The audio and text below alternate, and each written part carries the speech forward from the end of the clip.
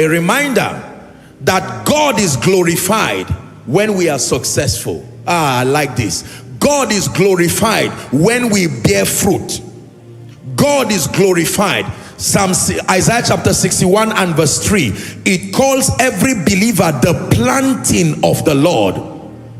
The planting of the Lord, that they might be called trees or oaks of righteousness.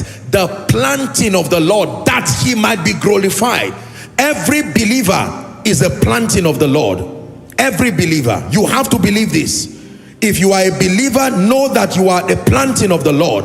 That means God is a sower. Everybody say God is a sower. It's not just humans that are sowers. God is also a sower, and his seeds are men. His seeds are men. Are we together? His soil represents the various regions of the earth. God is a sower. He sows men. He expects the men to grow like trees and to become fruitful. And the harvest that he gets is how he's glorified. Are we together now? He gets the harvest of the fruitfulness of the saints. It is not just in your destiny to be great. It is not just in your destiny to be successful. It's not just in your destiny to be victorious. You must also know that God is glorified when Joshua Selman is victorious. God is glorified when Koinonia is great. God is glorified. He is. Truly he is. Jesus caused the fig tree to show us and teach us a lesson that he is very, very unapologetic about fruitfulness. John chapter 15 and verse 8.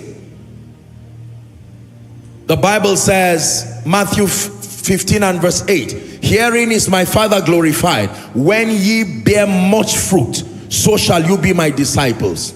So shall you be my disciples. When you bear much fruit.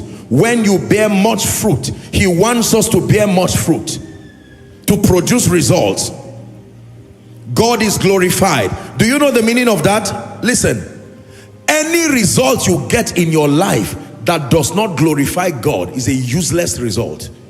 Any lifting, any prosperity, are we together now? This is the difference between the world's way of seeking power, the world's way of seeking fame, increase, and so on and so forth. Listen, the reason why that happens to them that way is because there is nothing that drives them. Their world is governed by self. I remember years ago when they were teaching us evangelism, we used a little pamphlet called 4 Spiritual Laws. How many of you ever saw that pamphlet? A green pamphlet. And you will see that there are all kinds of diagrams. The first one has the person sitting on the chair of his heart. Then later, the person is pushed away and the cross is there as a sign of Christ sitting there. Now, for the unbeliever, his whole world is about him. His pursuit for success for him. His pursuit of greatness for him. Usually it is to prove a point, to prove to everyone who thought they were failures. But when you come into Christ, the angle with which you approach the subject of victory, success, and greatness is very different. Everything becomes for his name's sake. The reason why you want to prosper, for his name's sake. The reason why you want to do well, for his name's sake. Once that adjustment is made, your pursuit becomes godly. Your pursuit only becomes destructive if God cannot get glory out of what you are doing. And I have taught you here with endless sermons, endless series, that your life, your pursuit for success, victory, greatness, and anything at all that men desire, you must have it at the back of your mind that everything I'm seeking in this life is not just for my personal comfort, but that God be glorified. Shout it from your spirit through your voice. Say, be glorified, through my life. One more time, say, be glorified, through my life. Meaning, be glorified through my results. Be glorified as you lift me. Be glorified as you anoint me the more. Be glorified as Koinonia expands. Be glorified as I take my children to better schools where they are taught great values and help them to become great people, be glorified. As I move from a tenant to a landlord, be glorified. As I get to a point where I am so blessed, I am now a blessing. I sleep in peace, not worrying about tea and bread, be glorified. Someone say it again. Say, be glorified. Through my life. Say it again, be glorified. Through my life. Every time I'm preparing for the miracle service, usually the theme of my prayer is this: Lord, visit your people. And then when I get to my own turn, I say, Lord, be glorified. Be glorified again. Your servant is going to stand before your people, coming with various situations, various conditions. It is not within my power as a man to help them, but my trust is in you. And when I begin to say be glorified, I just sense waves and waves of the anointing, because God knows my heart is sincere before him. That everything I'm about doing as I stand upon this stage is to glorify him. The success that does not glorify God is useless success. The promotion that cannot glorify God is useless promotion. Now let me digress for a minute. And what does it mean for God to be glorified? I will tell you. God is only glorified to the degree to which Jesus is revealed through any growth, through any result, so that we are not vague in our discussion. Many people say be glorified, but there is no definition to what they are saying. I'm deconstructing that expression for you so that you are not left at a loss. Every time you are saying God be glorified, what you mean is through the result that come by engaging this, through my growth, let Jesus be revealed. I like it. Koinonia captures it so beautifully. In fact, in my opinion, is the most beautiful expression of glory that I know. Jesus revealed, Jesus glorified, Jesus revealed.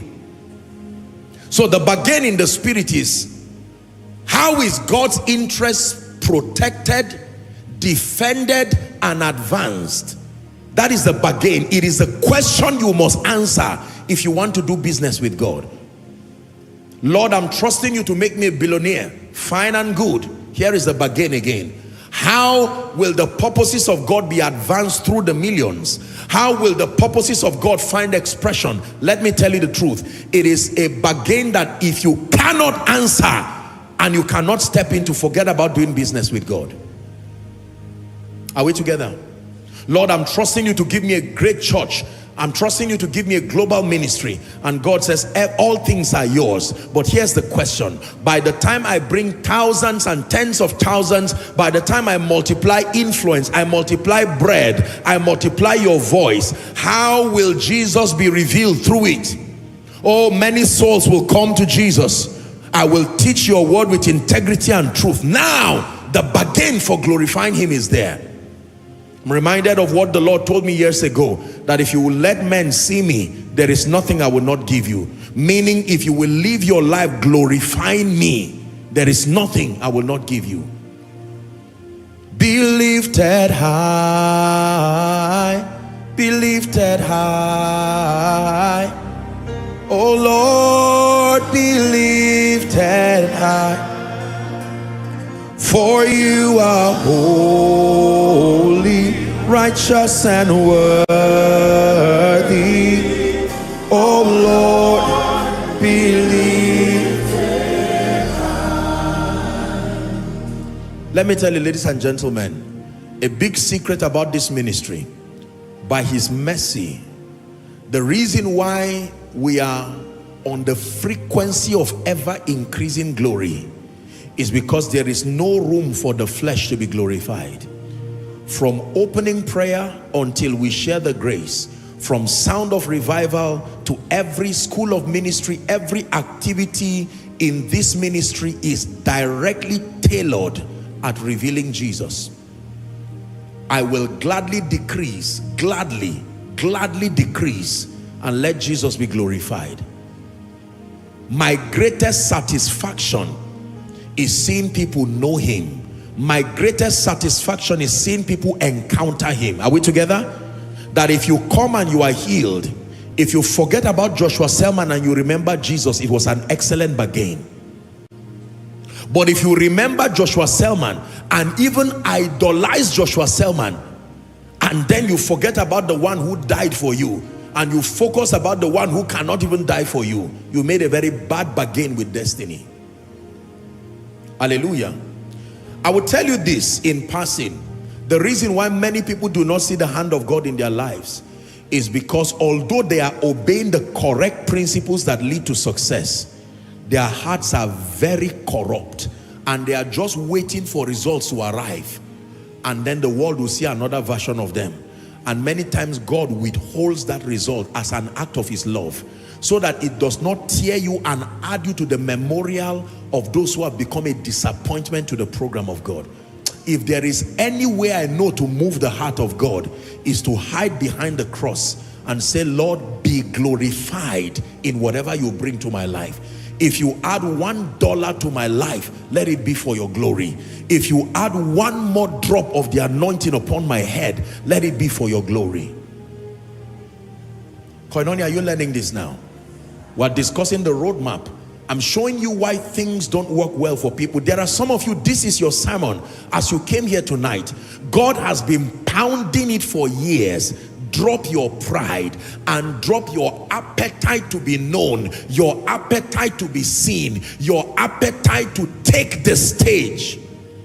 If you can relinquish that, then you step into a realm that only few have gotten to. A realm where they are fearfully exalted by the finger of God, because they have died to self. Are we together? God is glorified when we bear fruits. I am the planting of the Lord.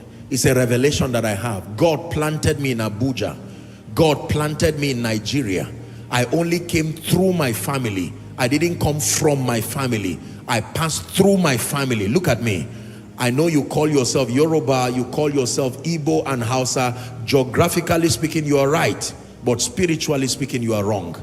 You came from above through your family.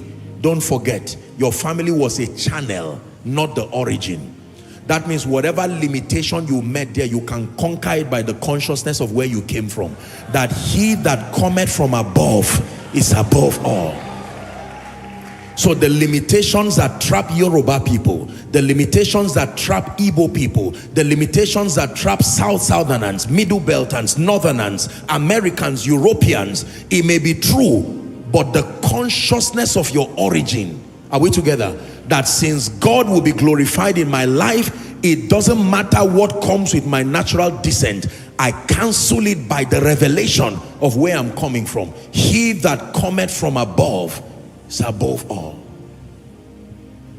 Hallelujah. Is someone learning? Be glorified. I have seen how God is glorified in and through my life.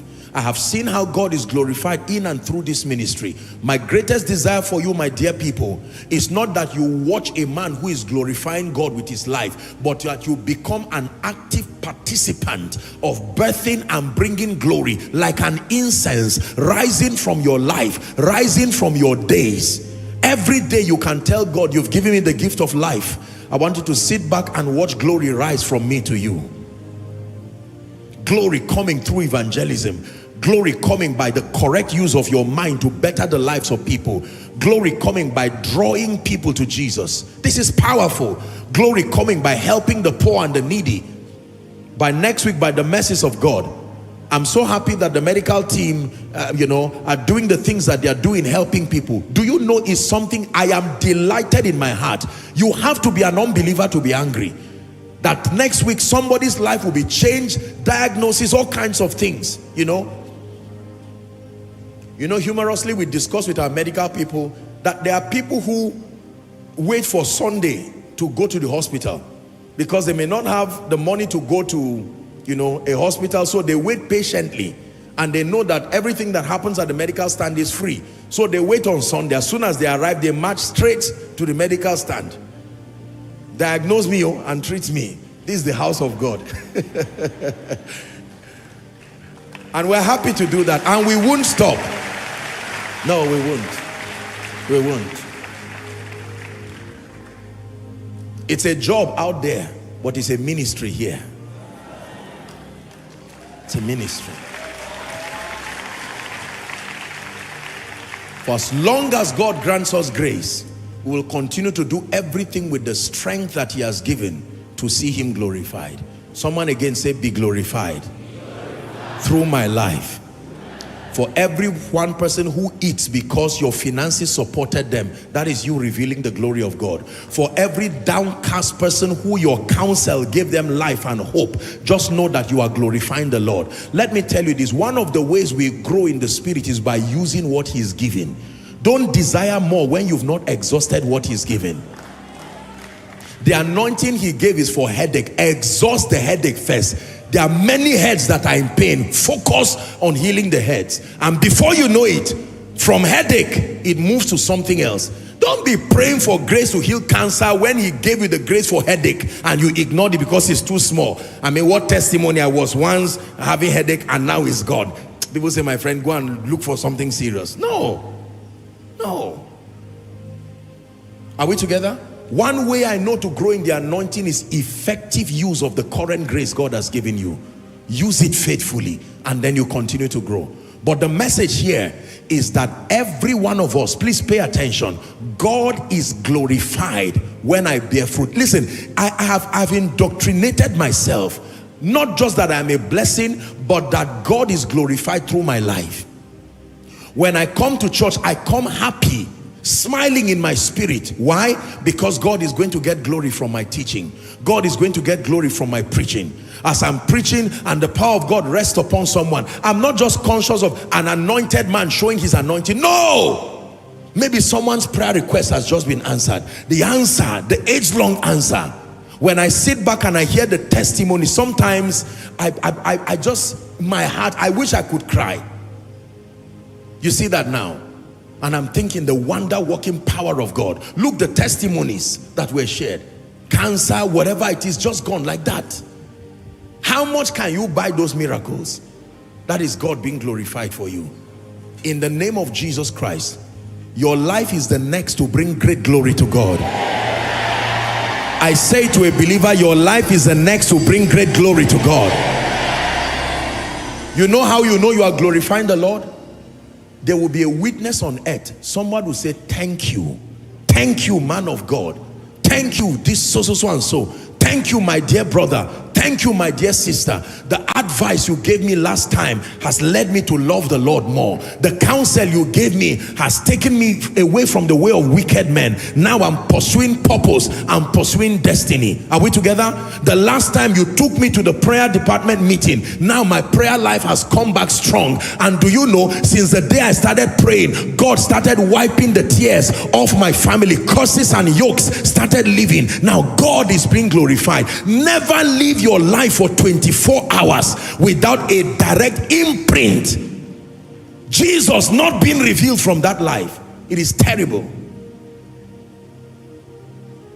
Jesus, you be lifted higher, higher, be lifted higher. Jesus, you be lifted higher, higher, be lifted higher. Let our King be lifted up. Oh,